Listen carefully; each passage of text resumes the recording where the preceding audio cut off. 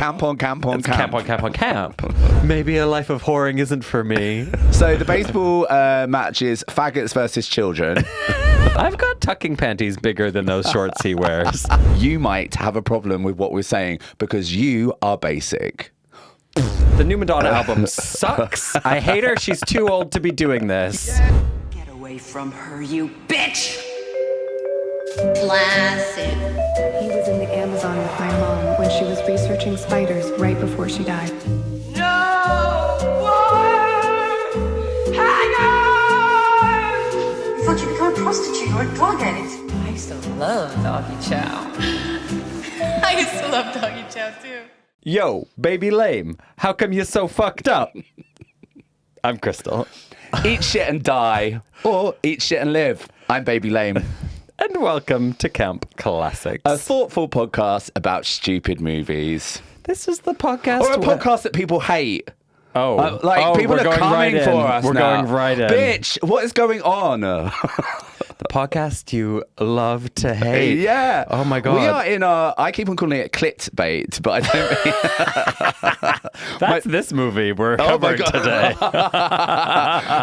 today. We're in our clickbait era. Yeah, well, accidentally. I know. It's like, who would have thought going again, like, to some context, we've been a little bit more active on the old social medias, and people are watching clips, which is fabulous. So if you're new to us, thank you for following us and listening.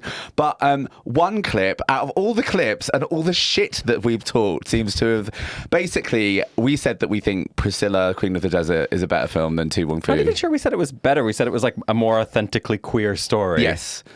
And then obviously we have actually spoke about Tu Wong Fu. Yeah. And might I add, neither are that fucking queer now. Well, they Yeah. are, but like they're old movies in the 90s, and the way these fucking boring, fucking basic gays, a very particular type of cis gay man, might I? It's like a very particular type, are coming for us. It's like we've offended like their community, and they're like, it is literally 3 straight men cosplaying as drag queens who are actually trans. Oh, you mean, But yeah. the amount of layered conversations you can have about like how problematic it is. Look, there's no point in rehashing any of that. I just here find and myself now. every now and again, I I'm like know. jumping I get a on a comment. notification. It's just you reply to someone like, grow up. Blah, blah, blah. Were you silent or were you silenced? I think that's how you build community. Well, isn't that community's the word that like the next negative word now in the world of really? Apparently everybody's using the word community to like clout chase, and actually it's lost all value. Okay. So fuck knows what the next thing is, but apparently we're not meant to be building communities now. Apparently Well, that's good, because the one lesson I've learned from our taste of viral fame is that we need to make more rage bait, say more hot takes. Doesn't matter if you believe them. Just like piss people off. The new Madonna album sucks. I hate her. She's too old to be doing this. Yay! My turn. I can't think of anything because I'm just very happy and positive and loving. You can't. By the way, I don't actually know, because the album came out today and I don't know if it's good. And I don't think she's too old for it. I hope she keeps getting her puss out for another 50 years. That's what I do. I fuck. Well, that's great. Well done. But we won't be putting that in the clip. We'll just go with the other one. Exactly. Was this your first taste of virality? Yeah, I think so. I mean, I know you've experienced bacteria before. Of course. Yeah. I mean, still, it's an ongoing issue. Yeah. Well, I got it. Yeah, I think so. But I remember when you did Drag Race and I did the Drag Race podcast, Yeah. I got like a little bit via Scarlett. But the thing is, because I'm such a narcissist, I'm like any kind of commentary feeds me. So Yeah. I like actively love the trolls because I love like going back at them.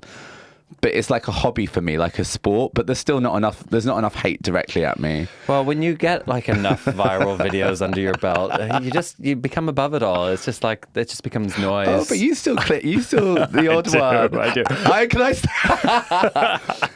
At least I didn't get my husband to reply to the comments on my behalf, Crystal. That's the way to do it, though. You need to get like, you need to get a Finsta, and then you can reply to people so that it's like they're being clapped at back by someone who doesn't have skin in the game. How many different accounts have you got? I actually Have you ever done that? Have you ever No. No, you've never done like a shadow account. No, or I anything? haven't. But yeah, I did get Tom to be like, Tom, will you please go tell this person they're being stupid for me because it'll look bad if I do it. Because I read it to him. He's like, that was dumb. I'm like, please just go say that. But also, People need to. the whole thing is just like this podcast. It is just people shouting noise into the world that no one's listening People to. need to zoom in on this. I say like there's a camera operator. That isn't me doing a manual zoom in the post. People need to get a grip. Yeah. Get a grip. And that was your club night was as the name of my well. club That night. had a good fun time. Yes. It was good. Yeah, you meant to like extend on that. Like, Okay. Yeah. Well, I feel like the crossover between listeners to this podcast and the people who want a Tottenham rave is like 3 people. I know, because But- when I look at our audience engagement, it's like there's actually not many people in London. No. So I'm like, what's the fucking Everybody's point? in the US, which is why they got so butthurt that we told them that Tu Wong Fu is worse than Priscilla because Yeah, they're you're just right. like they've got like American skin in the game. So what other American skin in the game do we have to protect? No, MAGA! No. That's a good one. I do want American... No, we can't do can't that. even No, joke we about can't do that. that. No. Sorry. But yeah, fingers crossed for more, clips, clickbait, Yeah, engagement. just We get it gained out like there. 500 followers, like on Instagram alone. It's good. And I said to you, though, it's just so annoying because it's just the clip that does well is just literally me going, okay, yes, I agree with you. Like literally no opinion. I'm just a puppet. I might as well be AI at this This point. is the other thing you need to learn about regular posting like this is you just have to be like, sometimes I'm posting shit and I look stupid. Yeah. Because it happens. And Yeah. a lot of the stuff I'm posting where you sound good, I'm like, It's like, why can't we both be good? yeah, why can't we be good at the same time? Well, thank you, listeners. This is us. This is such an interesting introduction to this episode. Maybe I'll put that all on the extended cut. Jesus Christ. Did I say what we do here? No, because What is this podcast? I've launched You're just straight in. This is the podcast where we look at things gay people like and try and figure out why. Yeah. Yeah. Gay movies, mostly. Or we make them gay. Yeah, or we make them gay, yeah. Yeah. Like- Or we tell the ones that think they're gay that they're actually straight and Yes. fuck off, you're not Yeah. welcome. And actually, they suck, and we hate them. Also, the How other thing I dare will- they exist? The other thing I will say about what I've noticed from like our, results of what we've scored things, like we do go against the grain of what is considered by many like the classic camp films. So it's like, it's just our opinion. We don't know what we're talking about, but we just, That's my opinion. That's my opinion!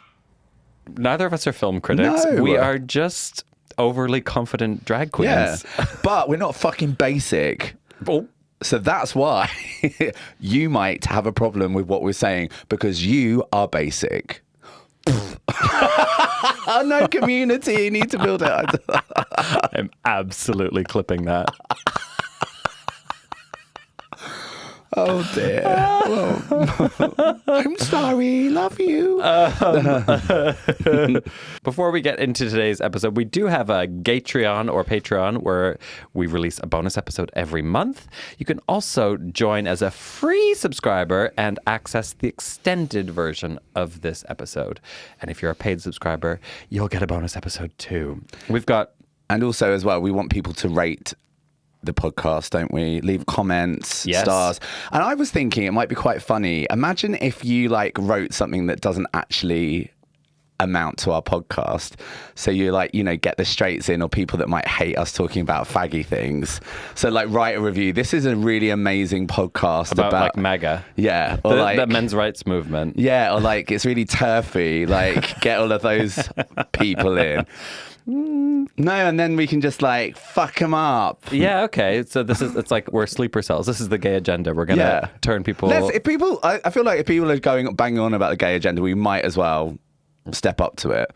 Because apparently it's all we're about, so we might as well. Yeah, see if we can trans some listeners. Yeah. Yeah. Oh, God, that's very parallel to this film that we're talking about. Before we get there, let me just shout out our new Gatreon subscribers. We've got Shout them out properly. Oh, Laura Jane, Yeah.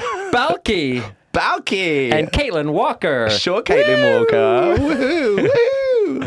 But we've also got a bunch of free subscribers who are getting Cheap little whores. Yeah, or poor. Yeah. Cheap or poor. Help me, I'm poor. Or both. Or both. Yeah. Michelle, Fabrizio, Alex, Sarah, Smartphil, Ray, Almira, and Nate. Yes. Welcome. Also, if you are a free member, you can vote on the next Patreon episode, which people have done, and that was Sex and the City 2, which is out now. Yeah, great choice. We're recording this before we've covered it, but I know that's what, and it will come out anyway. Or who cares? They don't need to know. But I'm excited to rewatch Sex and the City 2. I guess we'll find out if that holds up, because this is coming out after I've already decided that. But anyway, that's one of my problematic faves, that movie. Yeah, I know you're very excited about it. Kim Cattrall rubs... You're problematic. Kim I just think Cattrall some of the rubs things you yams like on herself to get the estrogen. Come on. You're very Kim Cattrall coded. UJ, selfish array!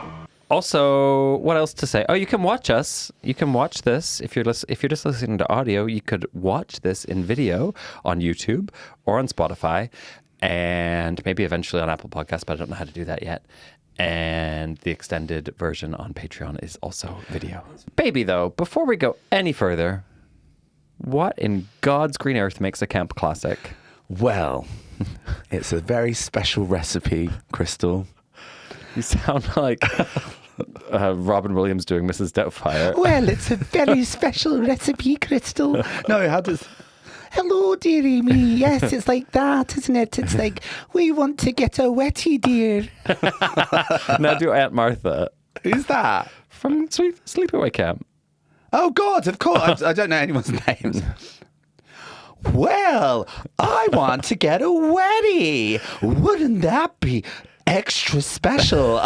Yeah, that's good. I don't know what I'm talking about. Yeah, we want something that triggers queer joy. In the words of Megan Fox, I want a wetty. We want to be dripping through this chair. Absolutely dripping through this chair. It needs to be stupid, not take itself too seriously. Just like us? Yes, absolutely. It needs to have underdog underdog flop vibe. Underground dogging. That's when you do it. Underground dogging, That's when you do it in a car park. And then what's the other thing? Underdog flop vibes, stupid fun, unlocks queer joy, and ongoing legacy. Legacy. Why is it so hard for me? You nearly got it that time. I nearly got it. It is. Yeah. I think remembering 4 things of anything is hard. I know, it's as well, and it will be the last opportunity I have. I am learning an Edinburgh show at the moment, an hour-long show, and my brain just can't take information. That's fair. Yeah. What was your excuse for the other year and a half we've been doing this podcast? A little bitch. Did you have a brain tumor for breakfast? Well, yeah, if you are in Edinburgh this year, check out Baby Lame, Hit Me Baby One More Lame. It's gonna smash. There we go. I can't wait to see it. I don't know when I'm coming, but I'm coming. I'm coming. They always do. The boys always come. So we are covering Sleepaway Camp. Molly, you in danger, girl. Sleepaway Camp is a 1983 slasher film written and directed by Robert Hiltzik. It was made for $335,000. It's so low budget. So low budget. Is this the lowest budget film we've done? No, I feel like Party Girl might have been 50,000. Oh, yeah, and also Party... How many days was Party Girl shot? 14 days. Yeah. I bet this wasn't much longer, though. It was mostly funded by friends and family, and also... yeah. Fucking hell. Yeah. And it's... Oh, God, the Wikipedia had something really funny. It was like, friends, family, and acquaintances, in quotes. What does that mean? Ooh. Yeah. But it went on to be a kind of modest hit that year. It earned $11 million at the box office. That you'd be like fucking patting yourself on the back with that, wouldn't you? Yeah. And it probably had a really big home video life as well, which is how people, I think, found this movie in the first place. But it was met with largely unfavorable reviews from critics who said it was schlocky, exploitative, and derivative of Friday the 13th. Have you seen Friday the 13th? Yeah. I have not. But apparently it's a mega ripoff. Well, I'm not sure it is, but... Doesn't it also open with like a boating accident? Yeah, but like I feel like loads of Right. like basically any summer camp, I think the burning does. I feel like I would say as a whole, it's just part of that schlocky rinse and repeat. Exactly. But I guess Friday the 13th was probably the first, and then this Robert guy was like, "I've got an idea to make some money. Let me rip that off." It also really reminds me of Gatreon exclusive.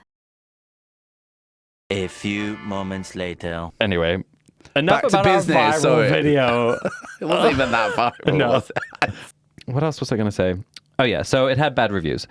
But in the years since its release, Sleepaway Camp has developed a cult following and has had a bit of a critical reappraisal, as well as gaining notoriety for its twist ending, which I'm about to discuss. Because even a friend of a podcast, Peaches Christ, is doing maybe an event this weekend. Right.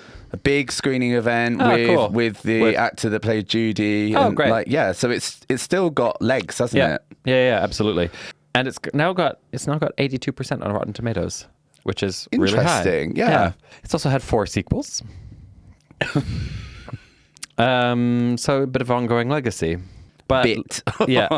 But let's talk about that twist ending. I mean, normally Are we starting with that? Well, here's what I think we should do. Go for it, yeah. I think this is one of the most problematic movies we potentially covered on this podcast so far.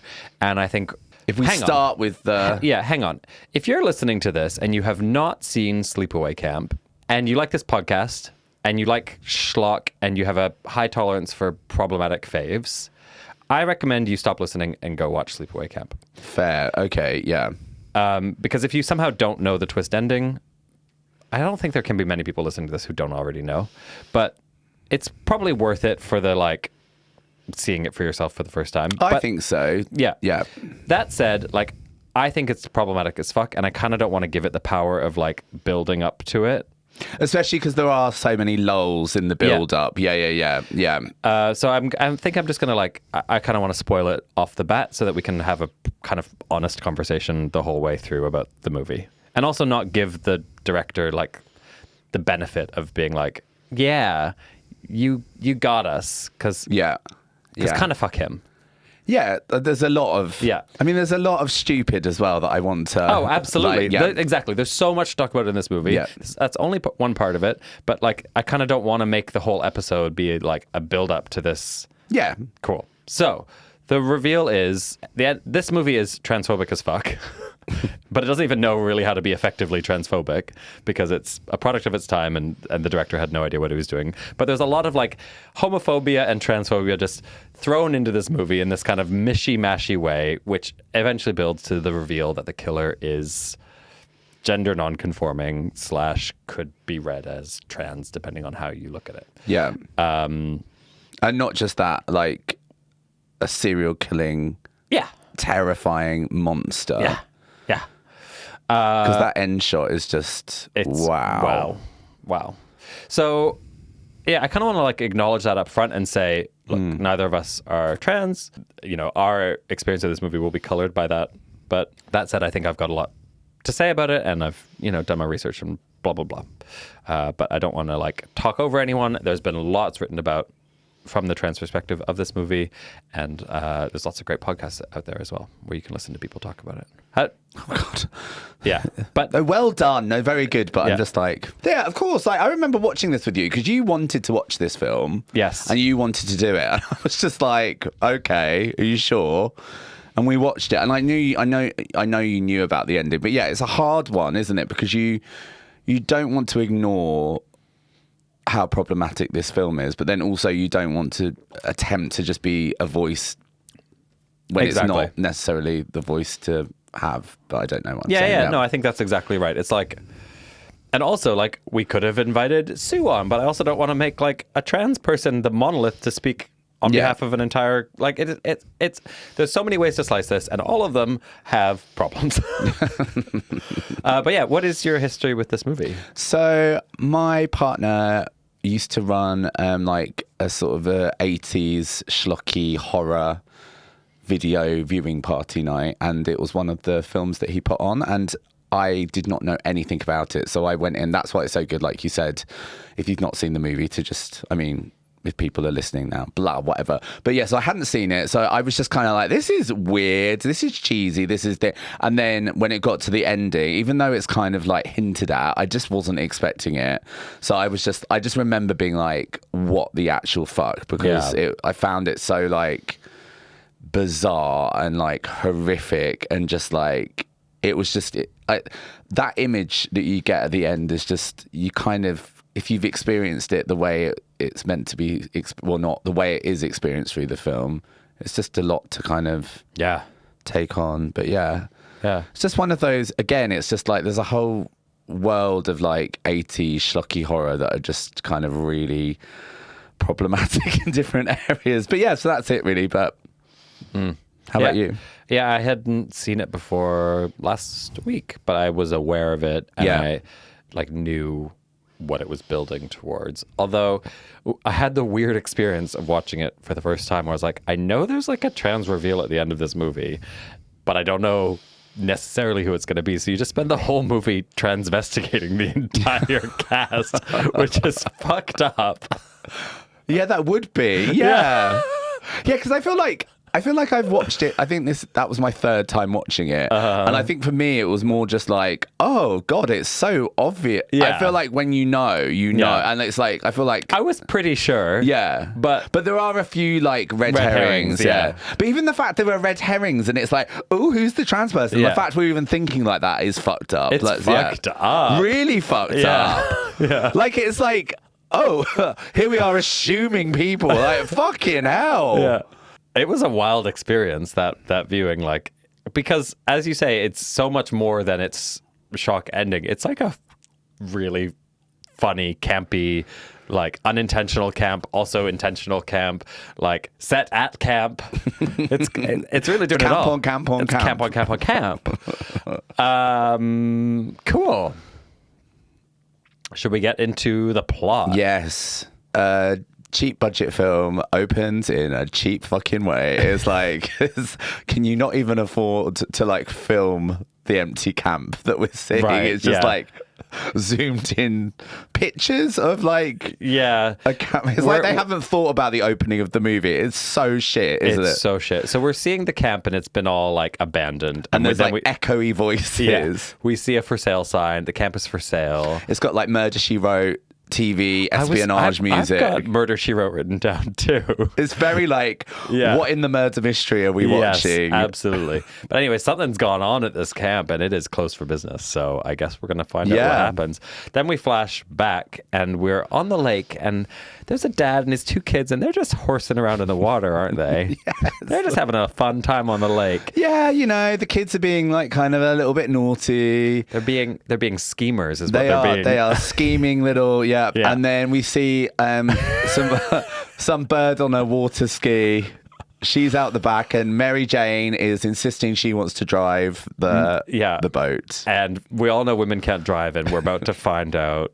You know, because they kill children. The horrible consequences. They kill children. I love that this part of the film isn't problematic to us.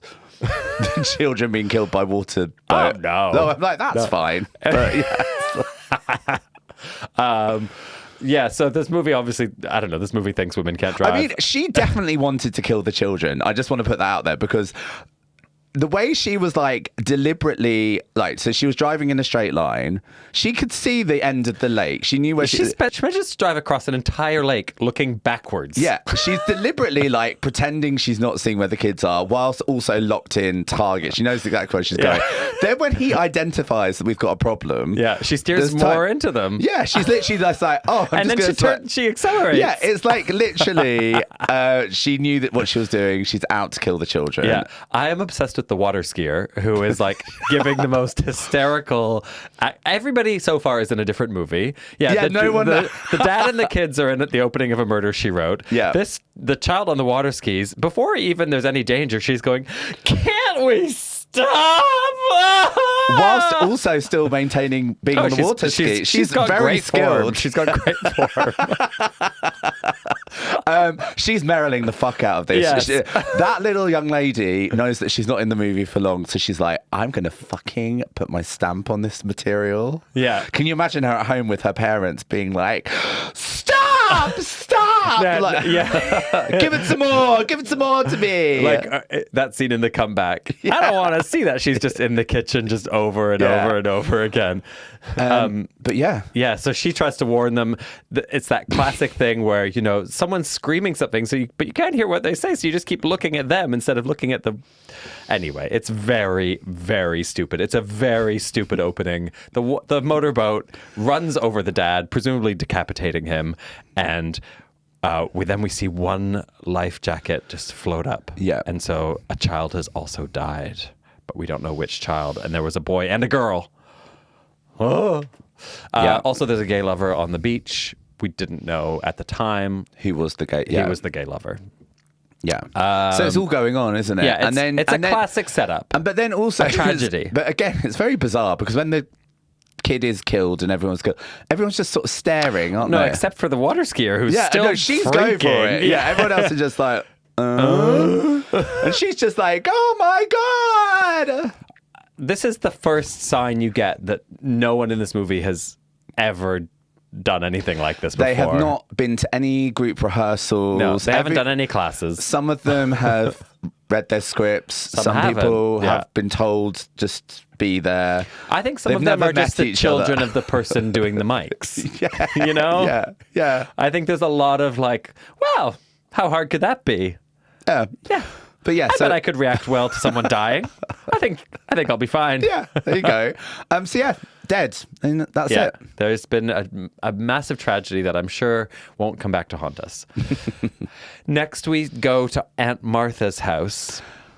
Oh, she is. It's 8 years later. Cuckoo, isn't she? A cuckoo. She looks amazing. Aunt Martha walked so Aunt Gladys could run. Yeah, she absolutely. And she is doing like performance arts. Mm-hmm. So she is more of a like a contemporary dancer, actor. You'd probably see her like Sadler's Wells or something at the Barbican, or just the MoMA or something really.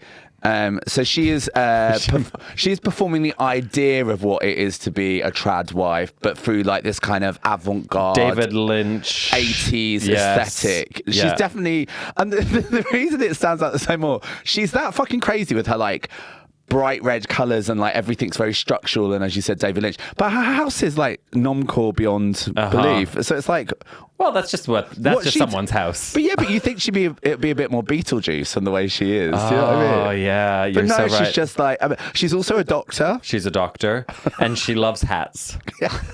I love this woman. She's so cool. And like, her performance is not like anyone else's in the movie. It's incredibly stylized.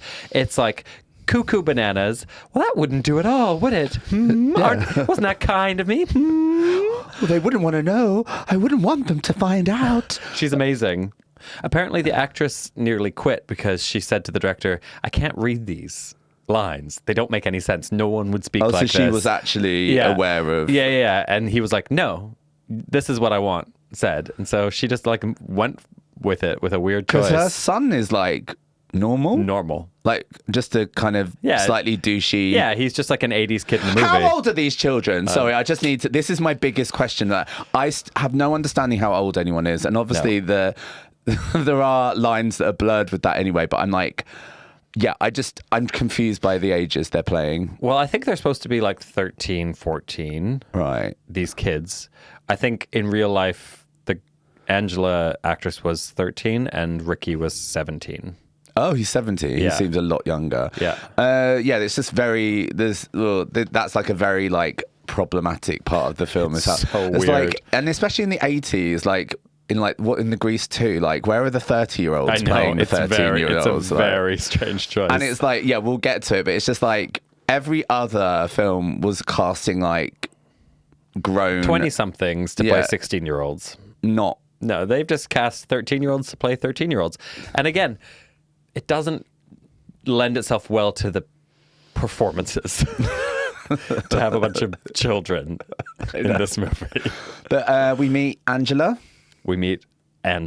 So yeah, Angela and Ricky, child that survived the boating accident, and her cousin Ricky. And they live with kooky Aunt Martha. They're off to summer camp. And Angela's they describe her as a bit shy. Potentially she's been mute for 8 years. It's hard to say. But also it's like, God, fucking dealing with Aunt Martha. It's like you would be, but she's deemed as her angel, her precious angel. Yeah. The medical stuff is implied, isn't it, through her lazily being a doctor. Yeah, and she said, don't tell anyone where you got these medical records. That wouldn't do at all, would it? Because she's doctored the medical records. And also, I mean, Angela's been through the loss of her father and brother.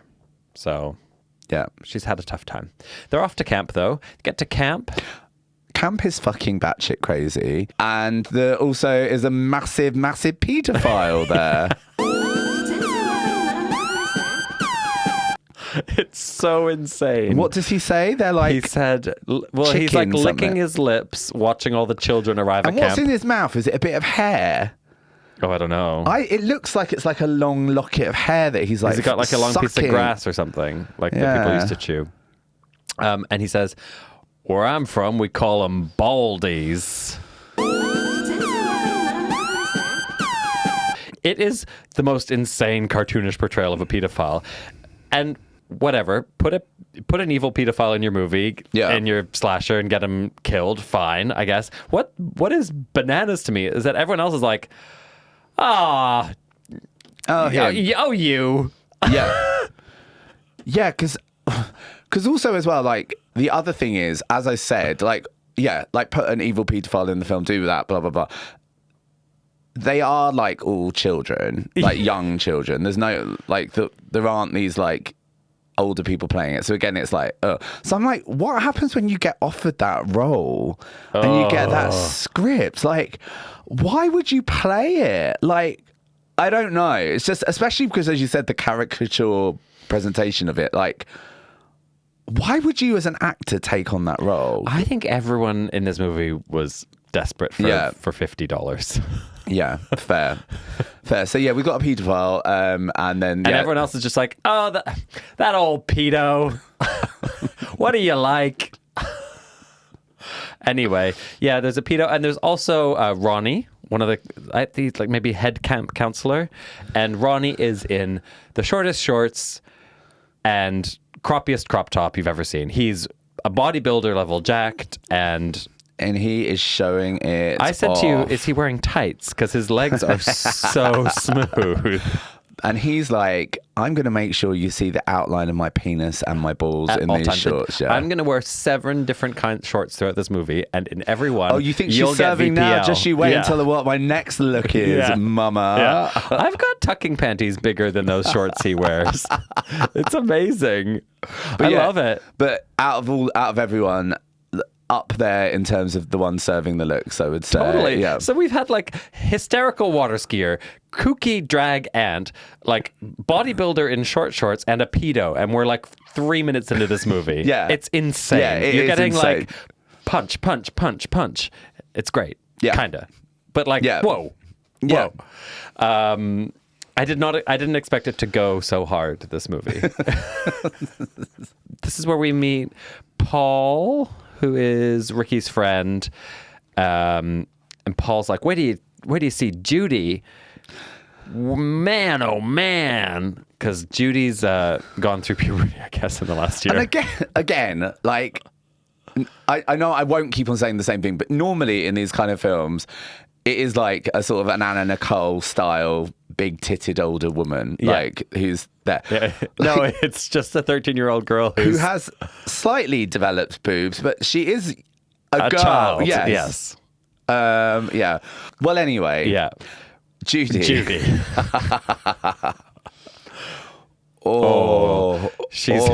We are. I'd like to welcome Judy officially to the podcast because she is in a lineage that we celebrate on this film. She's up there with Evil Lynn. She's up there with Faye Dunaway in Supergirl. Yes. She is a fucking, I'm going to say it, an icon. Right. And a bitch. A fucking bitch. She's like, I said to you, I think it's like if Kristen Wiig was doing a bitch character.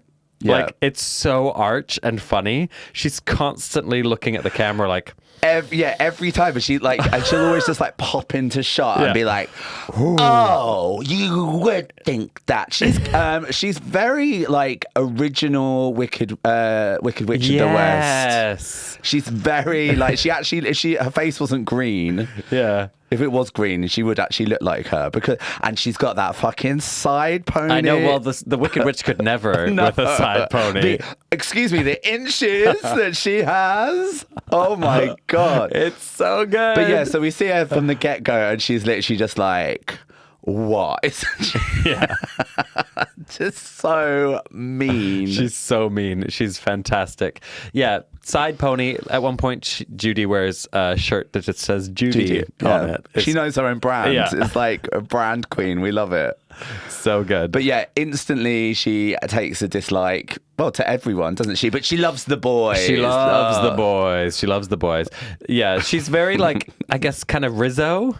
Yeah, I don't know, like what? Yeah, she's amazing. She's desperate for male validation, and she's got some small breasts to like seal the deal. Yeah, and the other thing is as well, as it transpires, because she comes for our girl Angela, doesn't she? Mm-hmm. Are we calling Angela our girl? Yeah. Yeah. I think it's too confusing otherwise. Yeah, because I guess that's something we can talk about in a bit. But yeah, okay, for the sake of this. Yeah. But again, like coming for her, and like normally, like you just would do the division that everyone knows, especially in like a shit film like this. The blondes versus... They actually look really similar. Well, apparently the director wanted a blonde for the Judy role, but the actress who plays Judy just tested so well that they were like, oh, well. Fine. Yeah, because they look very similar. Yeah, and like not coming for the actor playing Judy, but like she doesn't give like, you know, she's very much a character actor. She's not giving like the pretty popular girl, is she? No. I mean, she's not popular, is she? She's just hateful. She's just a slut. She's just menacing and just pulls it off. I mean, again, aspirational. Absolutely. I feel like I can give Judy energy whenever I meet people's friends that I don't want to talk to. I can just be there like... I quite enjoyed seeing myself on screen. But Pedophile also, what Judy. I will say is, so Angela gets settled down into her hut, doesn't she? Yes, and this... With the other girls. With the other girls. This is where we meet Meg. The name's Meg. M-E-G. No one has ever needed to spell Meg before, but I love Meg. Meg is such a confusing character. Meg runs that dorm, like it's the fucking army. She is like... Well, you think she's like bulldozer Butch Dyke, don't you? Yeah, she's Judy's lesbian enforcer. Yeah, but then we'll get to the... And then you've got meek, weak Susie. Susie's just a good girl. She stands up for Angela. Yeah. But what I will say is, if I was Judy, I understand why she hates on Angela to start with, because Angela is literally staring her fucking out, and Angela has like the fucking weirdest stare going on. Yeah. So she's literally just sat on the bed, completely mute. Yeah. Staring at her, but not even just like inquisitive. It's just like full on like. It's like when I. Yeah.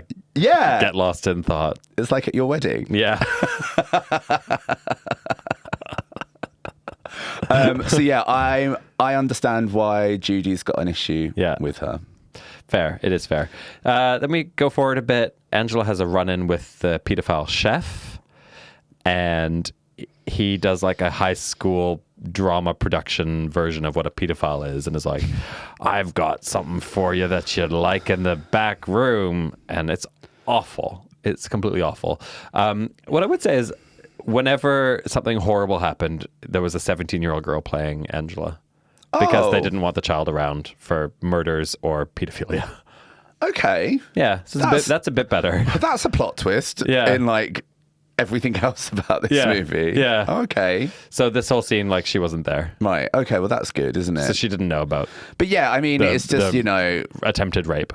Yeah. It's an interesting way to frame a rape scene. It's fucked up. But yeah, he's really doing, like, cartoon villain level of I'm an evil pedophile rapist. Yeah. It's bizarre. Anyway, Ricky rescues Angela from that, And then once again, everyone's like, "Oh, you!" Yeah, because he comes out of the room and it's like, "What was He's going on in literally there?" Then? buckling up his pants. Yeah. And then the boss with his cigars, like, Mel. "Oh well." Yeah. Oh, boys will be boys. Yeah. Fucking hell. Then the next we see this chef, he is Climbing up a ladder to boil some corn. He is. Now listen, I don't cater on a large scale like that, but I have never seen someone climb that high I've up. never seen a pot that high, but also that and narrow. How many corn on the cobs are there? There's like 7. It's like, hun, you could put that in a regular size. The pot is so insane. It is so tall and so skinny. It's like the Slender Man of pots. It only fits on one burner, but it's like human height. And then you see, okay, well, that pot is so thin and tall that like the only thing that makes sense is that someone's going to end up in that pot. Yeah. Right? Like someone's going to have to be in that pot because it's such a specific size. It's so tall that you have to climb a ladder to like season it. Anyway, he's on his ladder and he's salting. And then we get the introduction of the shaky POV shot, don't we? Yeah. Which is like, someone's there. And when they're hiding. Yeah. And they give that pedo chef up. No, it's the bum push to start, isn't it? Because it's a bit cheeky, actually. Yeah. It's a bit like, boom, boom. What are you doing here? He's also just been speaking to the pot. Are you boiling yet? Atta girl.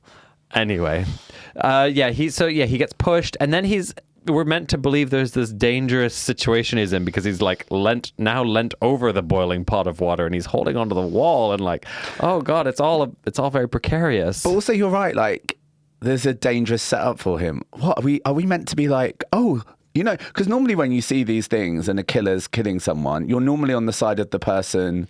Right. So normally those situations of danger, you're like, oh, escape. Or so what? Why do we have like a moment where he's like, it's like, who cares? Oh, yeah, like, it's kill great. him. Yeah, it's great. But it's like, but it's just unnecessary. Like, sure. But I guess that's the case with kind of everyone in this movie. Everybody deserves it a little bit. Yeah, I guess so. Yeah. But also, he doesn't get the other problematic part of this film is I don't think he dies. No, I don't think he dies. Which is a shame because if anybody should die in this movie, I think it should be the paedophile chef. Yeah. But Good point. He gets away with it, doesn't he? So yeah, he's leaning against the wall. He's balanced precariously.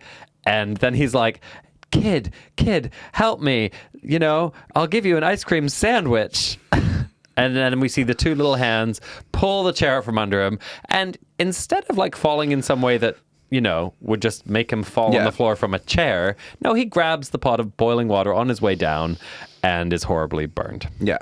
And is like repeatedly going, oh! like way too long. Yeah. Well, for like hours because like the shot cuts and then he's in a cast and he's still making that scream. But, you know, at the end of the day, he's not killed, which is just bizarre. But it looks good. Yeah, but I want murder. Sure. Especially some of the other murders are so like graphic in terms of like the outcome of the people. This is pretty graphic.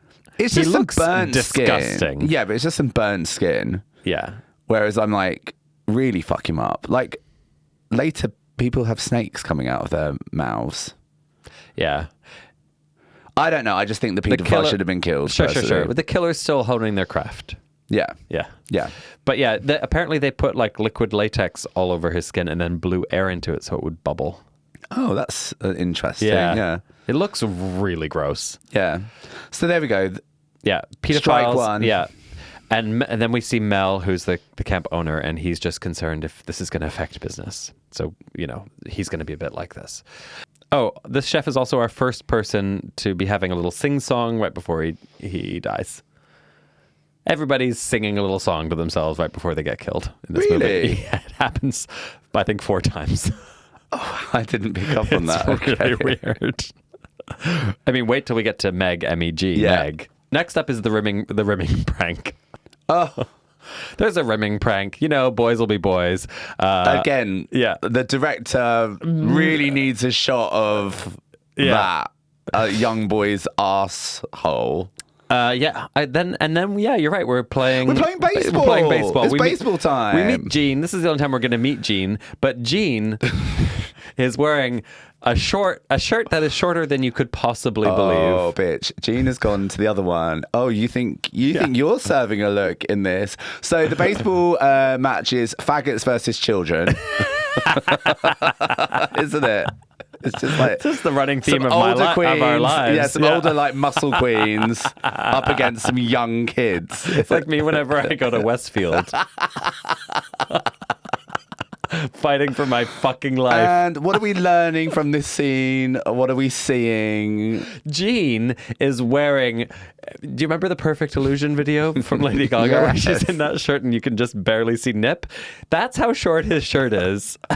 And the jeans are like a jeans effect lycra almost. You know what I mean? It's like a diesel kind of like cycling short thing. It's so good. I mean, everyone in this scene is in a crop top, but Jean is really going for it. And they just... They play a full game of baseball, trading insults. This is where you get eat shit and die, eat shit and live. Quite a profound statement, It's a isn't good it? one, actually. Well, it's like The Cook. Maybe this is actually a fate worse than death. Okay. You know? Yeah. Okay. Wow. It's opening my mind. But yeah, pointless. But hey, we're at summer camp. This is what happens at summer camp, isn't it? Yeah, they just needed to pad out this movie. They had an hour and 15. They needed an hour and 25. They're like, let's put in a 10-minute homoerotic baseball scene. Sure. Yep. Done. Dick. I'm fine with it. Then we go to the social. And we see Meg, that's M-E-G, Meg. Yeah. She's eyeing up Mel. Mel is 70. This actor is so old that he is actively dying of lung cancer as he's shooting this movie. He dies months later. It's not funny, but... And Meg is 16. I didn't know that. Yeah. I didn't know he was that old. I thought it might be one of those things where he's like our age. No. Okay, so he is actually as old as he. Yeah, I think he's like 65. Oh, God. It's really fucked up. Yeah, Ricky comes into the social. He's wearing the world's largest cowboy hat. I was like, oh, that cowboy hat's going to be important later. No. Nothing at all. No. And what in the crack den is this social place set? It's like this. It's got like cocaine spray painted on the walls. Oh, yeah. It's like again, and it's like a real mix of like 8-year-olds and like 25-year-olds all hanging out, having a booze, having a bit of a... Yeah, it's very confusing because I guess some people are supposed to be camp counselors and they're supposed to be older. Again, they should have cast 20-somethings for that role. And yeah, we can pretend they're 18. The ones in this film as well, that are the camp counselors, like... Sometimes like Meg, M-E-G, she's like bezies with Judy, and then you're like, oh, she's running the show. It's like, but it's like Judy's running her, and it's like... It's so confusing. It's so confusing. And again, it would be a really easy fix. Yeah, just make there be like a significant age difference between the kids and the counselors. Yeah, because there are times when like the pack of boys playing, some of them have like full-grown like hairy chests, and I'm like... He's a daddy. Are you supposed to be 16? Yeah, but I'm also like, you're literally hanging out with a 5-year-old blonde kid going like... It's so weird. I guess they just scooped up every child actor they could find who would do it for free. Come together, This Angela starts getting bullied now, though, because... she's still not saying anything. This is where we get, hey, Angela, how come you're so fucked up? That's a great line. Some boys are bullying her. They're like, try it on with her. She's not interested. So they're bullying her. And then Ricky defends her, beating up with some of the kids. And Paul chats her up and is nice to her. And so she says goodnight. And then maybe these are the first words Angela's spoken in 8 years. I don't know. Yeah. She goes from mute to very chatty. Oh, yeah. Oh, she's suddenly becomes a chatty Cathy. Yeah, this is the making of her going to this camp. Then we get our second death. The setup doesn't matter, but there's a boy in a canoe. But he is singing also. He's going, hey, Bobbery Bob. Hey, Bobbery Bob. But he's also like, he's banging on about, he's on a canoe with this girl and he's basically trying to finger her. Yeah. He's and talking it's about horrible, water snakes, isn't it? Yeah. And then she swims off and and then it's one of the boys who's just been mean to Angela. But what I will say is his death, so he ends up, he turns over the canoe with this girl on, she swings off, so then he still thinks that she's hiding somewhere, so he goes under the canoe and you see him, and then we see the behind of Angela, the killer, the killer's head, and then literally all the killer does is just go boop. Yeah. And then it's like, oh, they're drowned. But it's like, Yeah. it's the easiest drowning. Listen, I've never drowned anyone before, but I would have thought it would have been a little bit more difficult. It is literally like, what are you doing here? What would the other kids say when you're here? And then it's like, boop, boop. And then it's like, There's job done. yeah, again, like, easy. Yeah, Angela has some surprise tricks up her sleeve. Everything yeah. goes very well for Angela. Yeah, she's, may not have many words, but, you know. Superhuman strength, apparently.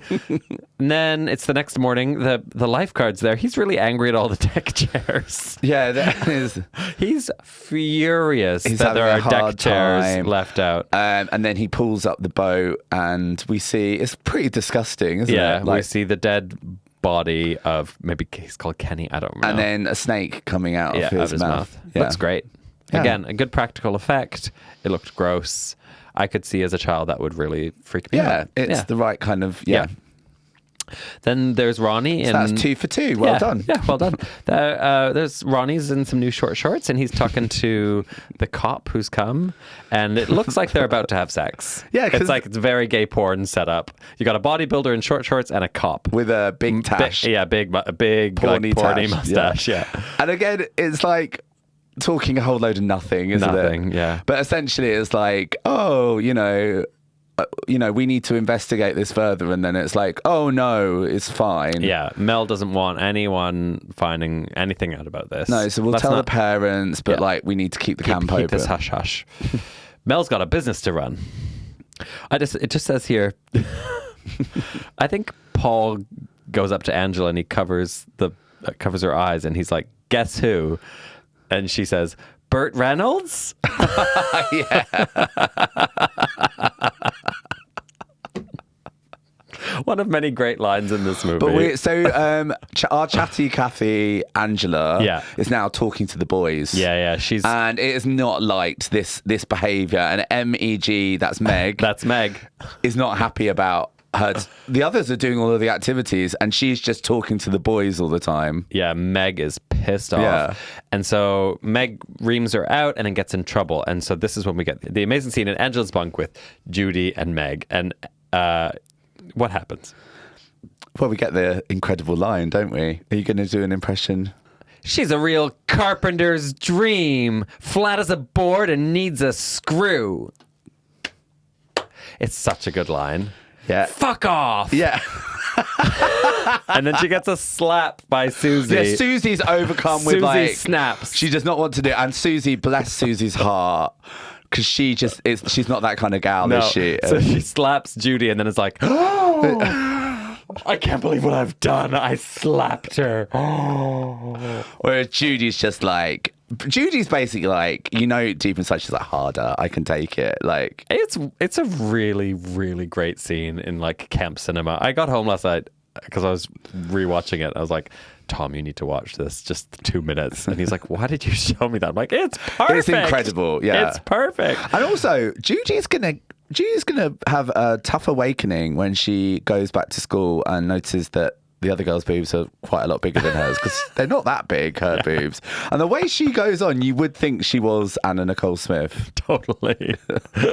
She's like, I've got the biggest tits out of everyone. It's like, but she does have good reads. oh, the reads are I was real. trying to think of other ones. You're a real fisherman's dream, baby lame, all washed up and covered in crabs. But yeah, Angela doesn't give any chat back to Judy at the moment. No, it's Angela knows that silence is power. Yeah. And people are just like, people get so enraged by Angela's silence. It's kind of amazing. I want to try it out. It's so cunty, actually, because it's like, yeah, she literally, and she will just like, people like are physically shaking her. It's like, and she just goes even cuntier, and it's not even just like a stare. She just does a, where you can tell she's thinking thoughts and like noticing. Yeah, she's aware. Like, it's not that she's not conscious of what you're saying. She's just choosing not to engage with you. It's get them. power. It's power. Then Angela gets hit with a water balloon and she goes down hard. I will say I laughed when I saw that. I was like, good hit. Like, get her.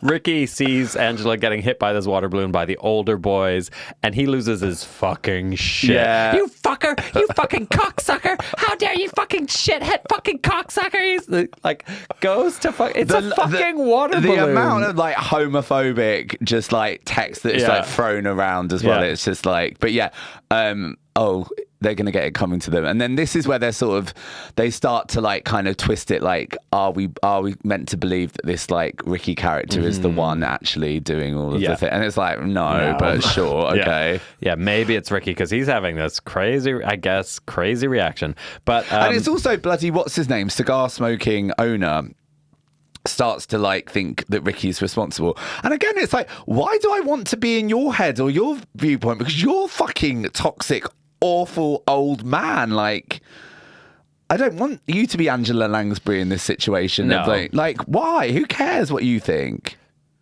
I guess he's just supposed to be, trying to make you guess as the audience. Yeah. But you're giving this director / writer far too much credit.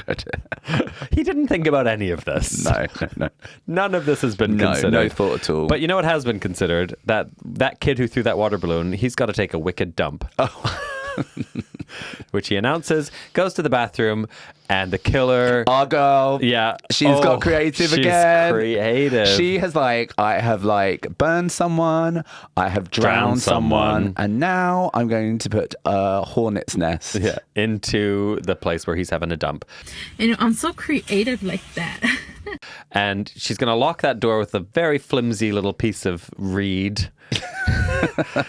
The door is also quite high off the ground. He could just crawl out, but also he could just break the door. There's lots of ways out. And you probably just would break the door as well. I think you'd have the strength of, I'm about to die. Anyway, the bees are there. He's getting stung to shit. And then the next we see, his body has just been eaten to shit. Yeah, I don't know what the fuck is in the fucking pesticides there, because they are like some mutant flesh-eating bees. Yeah. But it's a fun look as well. But it looks great. Yeah, it's really good. And again, I think we often talk about like what you don't see on camera in these films. Do you think she's literally just like, that's me done with that, like off to the next thing? I wonder what she's like when she does it. Well, it's weird too, because she's also deathly afraid of swimming, but she went under that canoe and drowned that boy. Oh, that's true. So then we see Angela and Paul get together, and he kisses her. And then she pushes him on the floor. And then he goes on her again. And then she's like, no, don't. Yeah. And then he tries it on again, doesn't he? And they're kissing, and she has this like flashback memory. She fucking freaks out. Yeah. And we go into like a liminal space. It's very like at the end of Masters of the Universe vibe. Yeah. It's like, oh, we've run out of money. Yeah, we're in a black box, and there's two men making out in a bed. And children laughing and watching. So now we realize that dad at the beginning is gay. It was his lover on the beach, and the kids caught them in bed together, and they're like, haha, gay. And that's literally it, right? Yeah. And then there's a weird shot of the two kids in bed together, and the boy is pointing at the girl. Anyway, Angela freaks out. I mean, for some reason, kissing a boy is reminding her of her gay dads. Yeah. It's actually one of the most problematic things about this movie. We'll get to it when we get to the end, I guess. And also as well, stylistically, if we're just going to talk stylistically, it's a weird moment of like, we've had it with Aunt Martha where it's a bit more stylized, but it's like a really weird scene that stylistically is not repeated in any other scene. There's not the other very like, end, yeah. Yeah. Very odd. Yeah. But then she runs off, doesn't she? She runs off. She's traumatized. She cannot be with Paul. But then Judy is gonna fucking come for her again. Yeah, so this is when Judy comes for her man? Yeah. Yeah. Because that's what you do. Well, that. To be fair, that is what you do when you go to summer camp. You get yourself into those kind of dramas, don't you? There's also loads of stories from the cast that were like, yeah, we were all like making out. And like, apparently Angela and Ricky had a thing for a bit, but because there was such a big age difference, Ricky clearly wanted to have sex and was like, I can't have sex with a 13-year-old girl. So then he started having sex with the extras, and then the girl who played Angela got really like upset because she'd been dumped. Anyway, it sounded like a fucking mess. Oh God. Yeah. Well, but Judy basically is like, I know a lot of good things. I know she's coming for Angela's man, isn't she? Yeah. So she like steals Paul, and they make out. Angela sees. She just fucking camps it up again, doesn't she? She's just literally like, It's so true. but then it's so wicked. But then he goes off. He goes off after Angela, doesn't he, or something? And then she has one moment in the entire where she's just kind of like, she sort of shows a bit of like emotional torment through her bitchiness. And Yeah, it's because like, Ricky's like, why do you have to be such a fucking bitch? that's what it is. Yeah. And then she's like, fuck you. And then you see her just be like, she gives that Rizzo moment of like, there are worse things I could do. Yeah. It's really good. Yeah. Maybe a life of whoring isn't for me. She had such a beautiful future ahead of her, Judy. Yeah. Imagine what she could have become. We're not quite there I at know, her demise yeah, yet, though. We've got to see the end of MEG Meg. So this reminds me of, do you remember in Dirty Dancing? Yeah. Where tonight's the night we're gonna make it happen. Where the older woman goes to like fuck the like one of the kind of counselors like that runs the thing. So she's all just getting ready for her hot date, isn't she? Yeah, except it's a 16-year-old. Yeah, so she goes up to the old man. Meg, that's MEG, goes up She's to got the Mel. night off, hasn't she? That's so MEL. So she goes up to him and she's like, hey, I've got the night off. And he's like, oh, good for you. And she's like, well, I was thinking, do you remember that promise of dinner at yours? And he was like, oh, sure. Do you want to come over at like 9:30? Easily 50 years between these two people. Yeah, and she's really pretty. Yeah. So she's just like... And I just wanted her to be a great butch enforcer lesbian. But this is, I'm like, who the fuck is this character? Because she's all over the place. She then goes to her like cabin. Yeah. And she goes to have a shower. And like the MEG I know would be like, back down, bitches. There's a queue to use the shower. Out the way, I'm going to fucking shower. That's just who she is. But then she's suddenly gotten all coquettish and she's like, hey, can I don't suppose I could jump in the queue and use the shower? And they all just turn at her. And she's like, oh, I didn't think so. Yeah. That's not our girl, MEG Meg. No. She punched them all. You're right. She'd be dragging them out of there by their she's hair. like, yeah, fuck you. But she goes to the deserted showers and she's there in the shower just scatting away. Yeah, me kipiebo, outside of Rifficabo, do the Latin quote. And then... Yeah,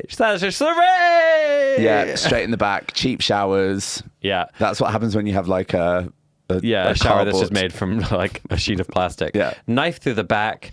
Again, it really works out for this mysterious killer because I think if you got stabbed in the back, you would like lunge away from it. But she like stays lent onto it and enough to like get a good sawing action up and down all the back. Way up and down. Yeah. And then she goes to clean the knife, but not fully. Just She rinses it a bit. gives it a small rinse, but she does turn off the taps. Climate, ethical, like queen. Yeah, we love it. Okay, now it's like so now it's and is that like and then it's like this is like the Romeo and Juliet situation, isn't it? Because then he's looking for her, isn't he? He's looking for MEG Meg. Oh yeah, MEL Mel. Yeah. And it's like, where's the love of his life gone? Yeah, he's looking for her. It's the final night also, so there's some kids have gone off on a camping trip. Oh yeah, some counsellor's got to look after her, like a bunch of like the young ones, isn't it? And maybe Angela's made plans with Paul down by the lake. I don't really know. I forgot about that. Yeah. So she really is getting into the sort of the groove with him, isn't she? Yeah. She's forgiving him. She seems like she's forgiven him for getting off with Judy. Yeah. And then Judy is skipping the night social because she wants to fuck someone. She wants to fuck. Yeah. Now again, this scene is like she is taking control. She's like, "Why are you kissing so wet?" Like, just like such a good she's line. so like just directing the entire situation. Yeah. And then because MEL's looking for MEG, he breaks into the room. The guy's got to hide under the bed, and then she's just there being like, "Oh, I'm just reading." Reading in the dark. And then he comes back up and then he's like, oh, I've got to go now just in case it happens again. And she's like, why? And she's just basically like, well, it's not going to happen again. And then what she's just like, what did she say to him? Like, it's something like just fuck off or something. But something. Basically. Fuck off. Yeah. I don't remember. But chicken, she's just chicken being, shit maybe. What I will say is very refreshing in a 1980s slasher film to see the female character pressurizing the male character into having sex and belittling them because they're basically being too prudish. That was a nice swap. Absolutely. So I It's quite great. enjoyed Judy just being like, oh, for fuck's sake. Then MEL finds MEG's body. Oh my God, it's the Romeo and Juliet bit. Yeah. Oh. Yeah, and this man is an acclaimed theater actor. But Right. he cannot do this. He's got to move between What does he say? grief It's like, and oh, not this or something. not you, Meg. Not Meg. It was him. I know it was him. I had him. I could have got him. Oh my Meg. That's actually better. That's actually quite good for you. So well done. Fuck you. It was though. Not you, Meg. Not MEG. Anyway, Meg's dead. Then and so Mel thinks Mel thinks it's Ricky. Yeah. And so he And we finds, obviously know it's not Ricky. we know it's Angela, Yeah. but whatever. He goes and finds Ricky and he beats him the fuck up. He beats him up like he's Donkey Kong. He's doing like a double hand fist pound on that boy's body. Yeah. Like he's like, yeah, Donkey Kong's just gotten some bananas and he's like, doom, doom, doom. And he's also doing some very, very bad acting in this. My Meg, doom. Terrible. Anyway, Ricky's getting beaten up. So the children who've gone camping, they all get murdered in their duffel bags. Sure. Yeah. And Judy gets it coming to her. oh yeah, doesn't and then Judy, yeah. So yeah, even in her like final moment, she's still being a cunt to her. Yeah. So a mysterious person walks into the thing, and Judy's just like, "What are you doing here?" Yeah. Still just like fucking mean and nasty. Yeah. And then very creative. Yeah, Judy gets punched in the face, which I did find it quite funny. Just gets a real good thwack in the face. And then death by curling iron. Yeah. Now, it would have been good if I personally would have enjoyed it more if Judy's side pony had a crimp. And it was her, and we saw her crimping her hair, and then it was death by crimping iron. I just think it would have been a nice, just because her hair is such an iconic part of her thing. Yeah. But yeah, I mean, it's awful, isn't it? Because you see the silhouette of the tongue open, and it's basically being shoved up her vagina. That's the implication, yeah. Yeah. I mean, in horror movie deaths, like a bitch like that deserves a kind of cunty death. Yeah. Oh, cunty. Cunty. When you like get out of horror movie land, it's not. It's pretty bad. And Well, like, the only thing I could say is we don't, unlike everyone else, we never actually see Judy's dead body. true. We don't know if she's dead. Which makes me think maybe she's alive. Yeah. And maybe this is a subplot. Maybe there's like a bit of a kink moment. Because she does put her hands up and like a scream. But maybe Judy's a little bottom bitch.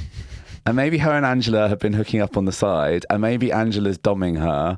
And maybe like Judy talks all that, but she's the submissive one and she likes the pain. That would be nice. So that's my retelling of the story. Just because we don't see dead Judy. We do see a body getting hit under the bed. We got that bit. Okay. At least She's playing dead. It's like one of their it's- psychosexual mind games that they play. Because Judy later becomes what's her name? What is Sharon Stone's character called in? Catherine Trammell. She is actually Catherine Trammell. So That would make sense. She has a blonde cut. She becomes a romance writer. This is the origin story of Catherine Trammell. I wasn't dating him. I was fucking him. Okay, so now we're nearing the end. The counselors have all found out that there are people dead everywhere, and they're like, "Oh my God, there's a murderer!" And again, you're really watching everyone's limited acting abilities here, especially Ronnie, who does not know how to respond to someone's death. No. But they're going out to find the two people who are missing, which is Angela and Paul. Yeah. And they find them at the lake. Angela's naked. She's got Paul's head in her lap, and she's stroking his hair, and she's also singing another like ominous song. And we get a flashback. This is where we get the reveal. We see Aunt Martha. We're back in that liminal black box. Yeah. And Aunt Martha's saying, basically revealing that it wasn't Peter who died in the boat accident at the beginning of the movie. It was Angela. And so Peter has gone to live with Aunt Martha, and she has decided he's going to be Angela. Well, we already have a little boy. Yeah. We don't need another one. Yeah. Wouldn't a little girl be better? Yeah. Yeah, it's you're very good at that impression. So she basically reveals that Angela has been Peter all along. And then we flash back into the present. Angela stands up. She's holding Paul's severed head. Yeah. And she's got a penis. Yeah, and it's like, it almost looks like the body is like, it's almost like the drawings you see of like prehistoric humans, isn't it? There's like something very savage about the entire body. She's making this incredibly weird grimacy It's like snarl. we're watching like Buto or something. It's Right. like a very like hyper performance style. Yeah. And it's just like such a monstrous image, isn't Yeah. it? Yeah, and it freeze frames on that, and the movie ends. It's insane. So that is a teenage boy from like a local high school. His body, Right. with a mold of Angela's face on his head, Right. Okay. which is why it's like static. yeah. Apparently, he had to get drunk in order to do it. I don't know. Oh my God. What's craziest about this? So it's obviously supposed to be this incredible shock reveal, and Yeah. the movie just ends on this. It's like the most shocking thing. I mean, Ronnie, our muscle-bound counselor, has just been confronted by Angela holding Paul's severed head, and he says, "Oh my God, she's a boy." That's the most shocking. Yeah. He's not shocked by the fact she's holding a severed head. He's shocked she has a penis. And that basically sums up like what this movie thinks. And like, as someone that watched it for the first time, not knowing anything about it, like, what made it so like? Because I remember watching it and being like, what the fuck? And it wasn't that twist. It was just the way Angela had been presented as this monster out of nowhere, and it was just such a like an obscene image of like someone screaming and like the stare, and that was what made it fucking crazy. And like the fact that you think this is a child and you're seeing them naked, which is really fucking disturbing. And, like, also with someone's head, the whole thing. It's almost like that part was like the lesser, but yeah, it's like obviously so much of the kind of selling appeal of this film, the like shock would have been based around that in the 80s, wouldn't it? Mm-hmm. And definitely would have been the selling point. Yeah, I think it's probably also why this movie has endured, because, you know, it's gone from being like, I can't believe they did that kind of shock to like, whoa, what does this mean? Like it's still a thing that like it's been done in other media, but you know, it gives it a whole point of view that like is interesting to think about. Yeah. And like interesting in a negative way mostly, but like, you know, it says something about the period this movie was made. And again, I think it's like when we're going to talk about it now, but like it is also interesting as well, because it is just like, it's not appropriate representation at all, but it is representation in a genre that doesn't exist that much. So of course people now that are kind of into horror are going to use it as an early reference point. It's like, it's interesting to discuss, isn't it? Yeah. Yeah, but it's fucking complicated. So yeah, this movie is like, I guess, I think it was Harmony Colangelo, who's got a podcast called The Sins at Prom, was saying like, if you watch this movie and you're offended and you think it's gross, you're correct. If you watch this movie and you find it like empowering or as representation, you're also correct. And like, you know, it's not for anyone to tell you how to feel about this. And lots of trans people have said both things. Yeah. Where they're like, this is a disgusting transphobic piece of garbage. And a lot of people have said, no, this is like an early representation. Like I can find it funny, or I can find it like empowering from like a revenge point of view, because the whole story is about Angela basically taking revenge on everyone who bullies her. And it's in some ways it's kind of like a revenge exploitation movie where you're watching the protagonist like fuck up everyone who's wronged her. Yeah. Which again is like such an interesting thing, because that is obviously such a trope of trans people, like the trans killer, isn't it? Yeah. Which is the negative of it as well. Totally. You've got Buffalo Bill in Silence of the Lambs. Yeah. You've got Psycho. You've got Dressed to Kill. Like where, all of these things where it's like the trans person is evil and murderous because they're trans. Yeah. Like that's kind of all you need to know. And that's kind of what this movie also sort of thinks.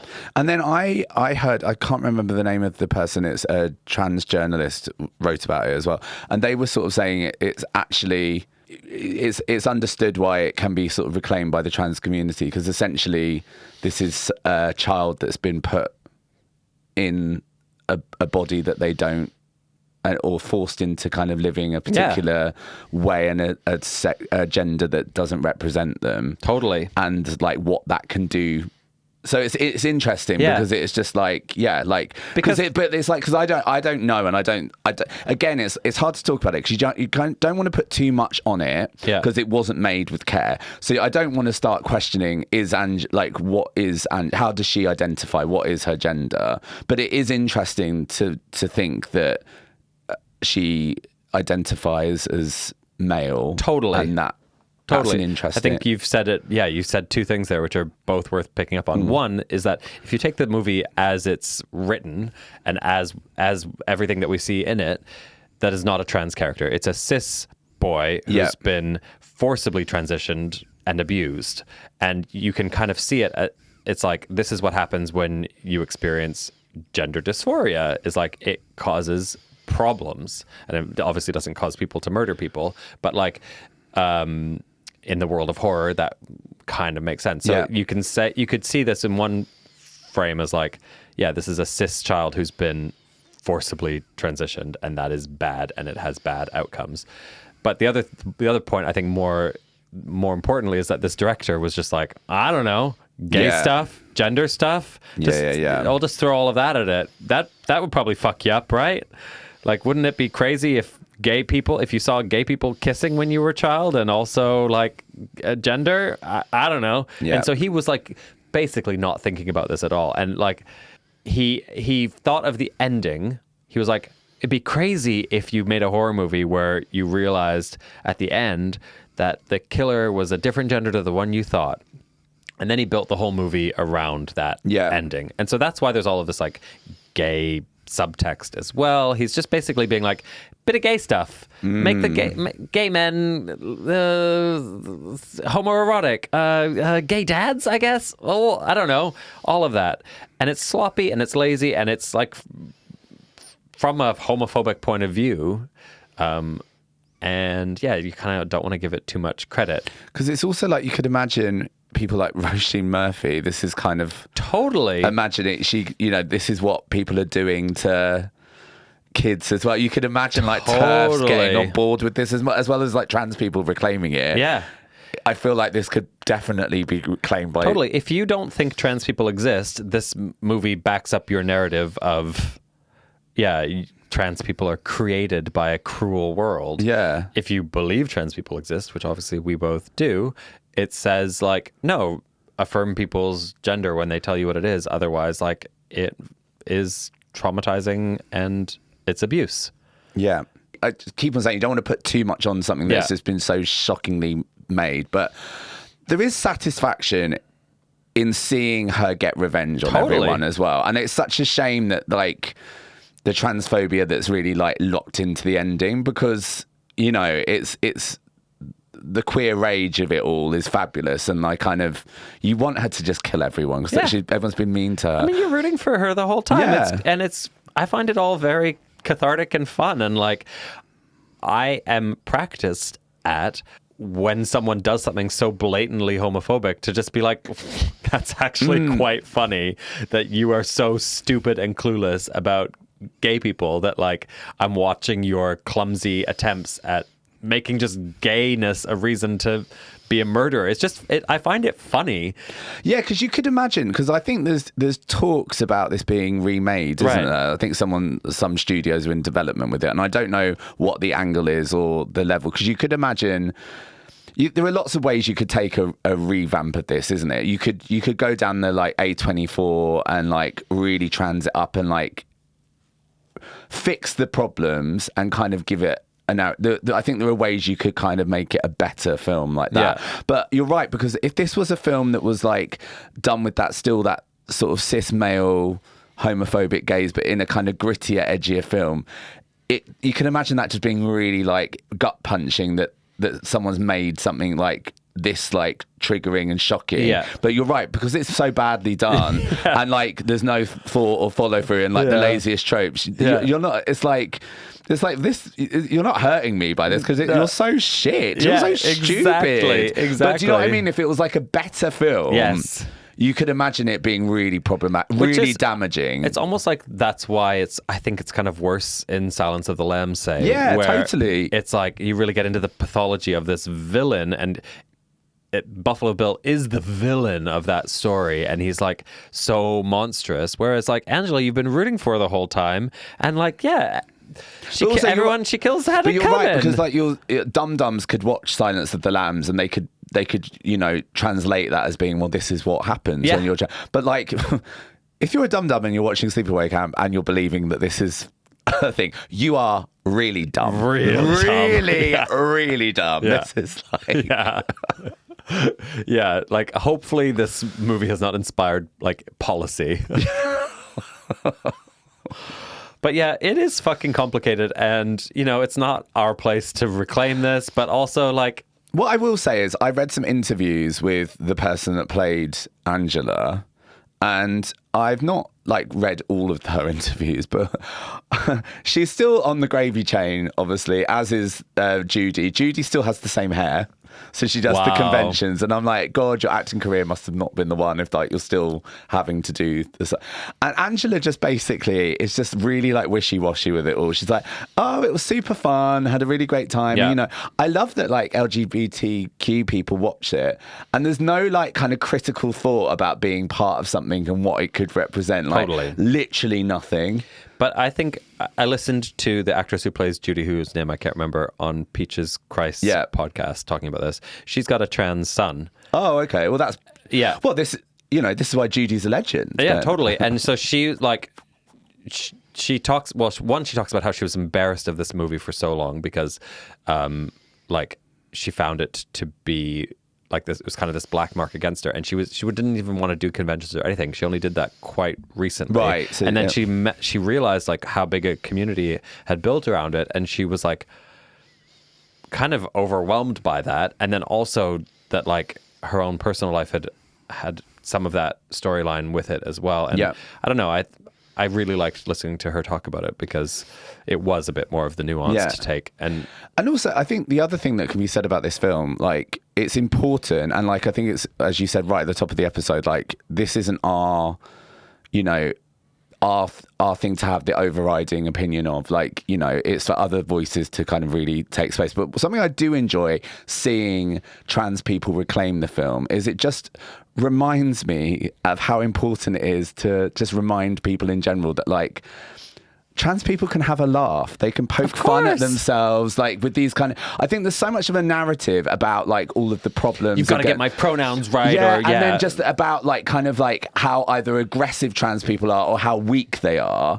But there's a whole bunch of people that can see this for what it is. It's a piece of steaming shit. Yeah. But I enjoy seeing trans people being able to just have a bit of fun with this movie as well. Like, that's so true.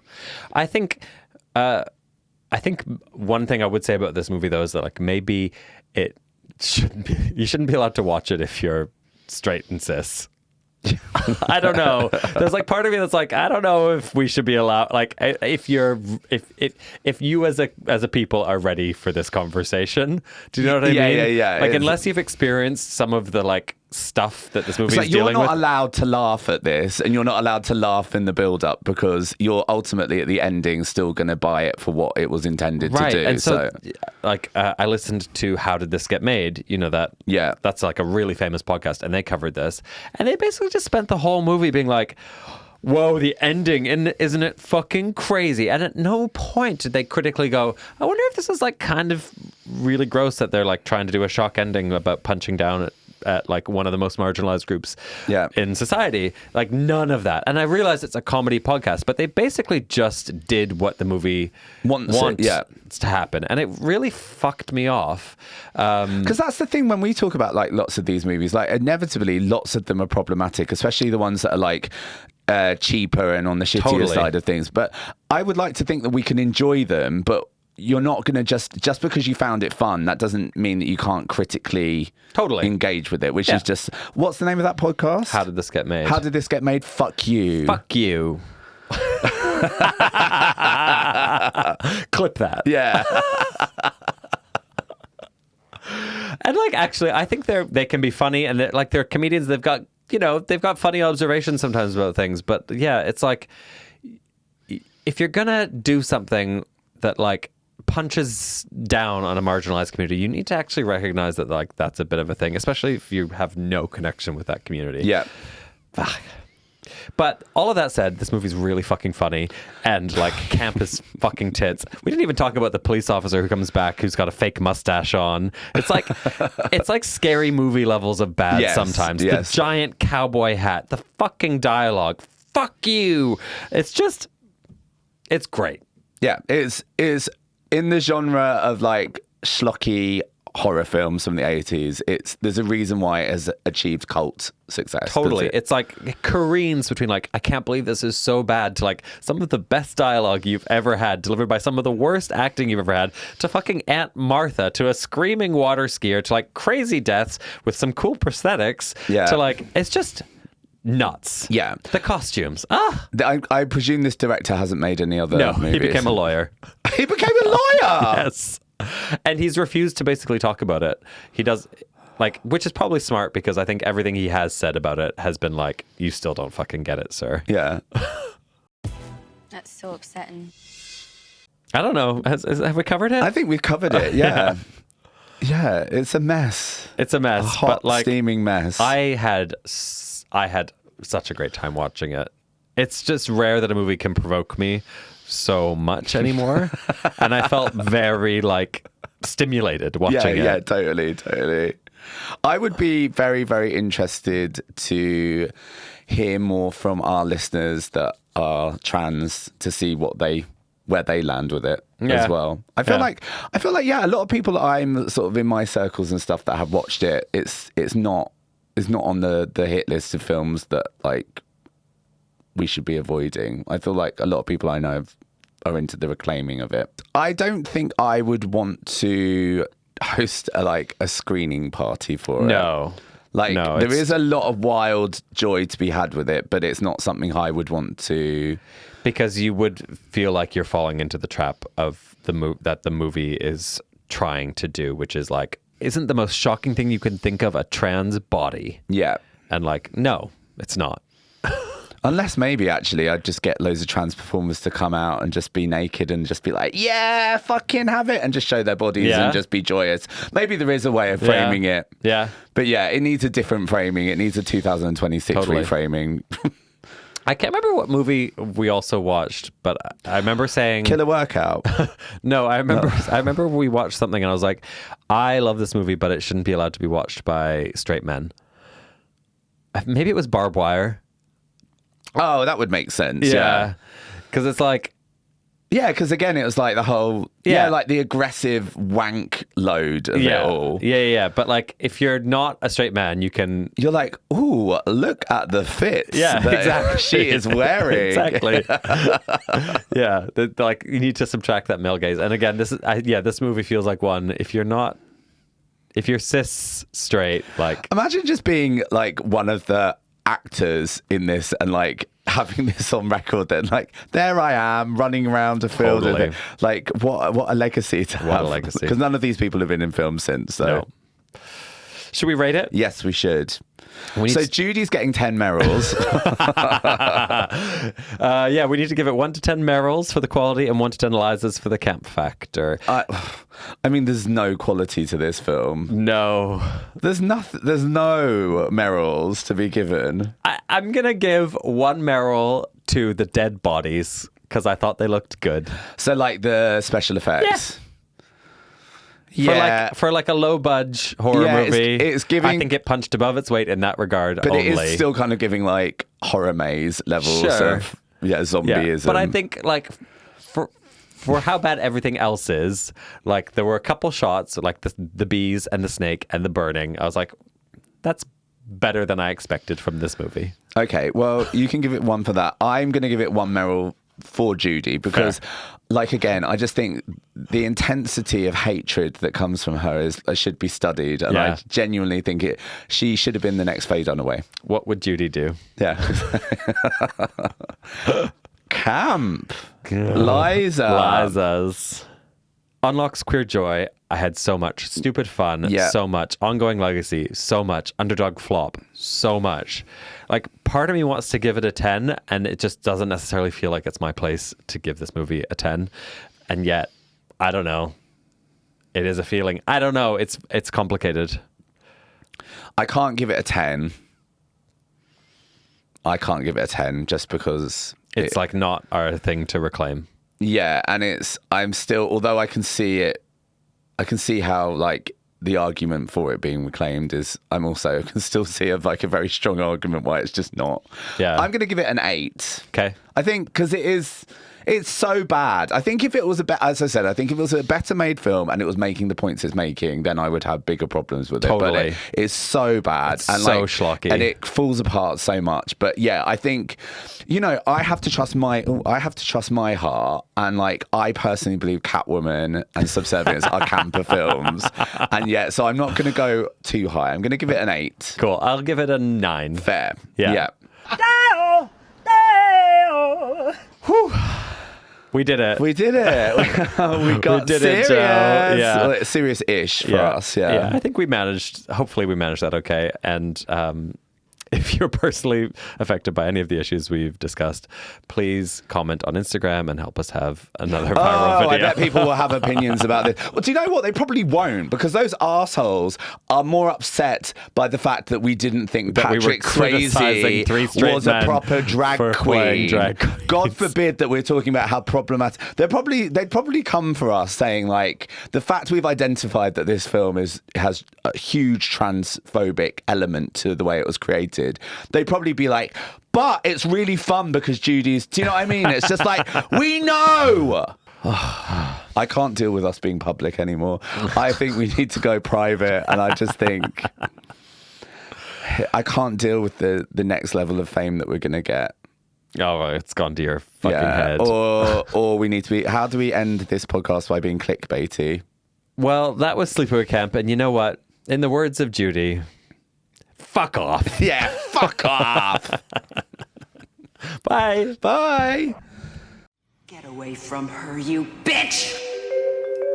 Classic. He was in the Amazon with my mom when she was researching spiders right before she died. No more hangers! You thought you'd become a prostitute or a drug addict. I used to love doggy chow. I used to love doggy chow too.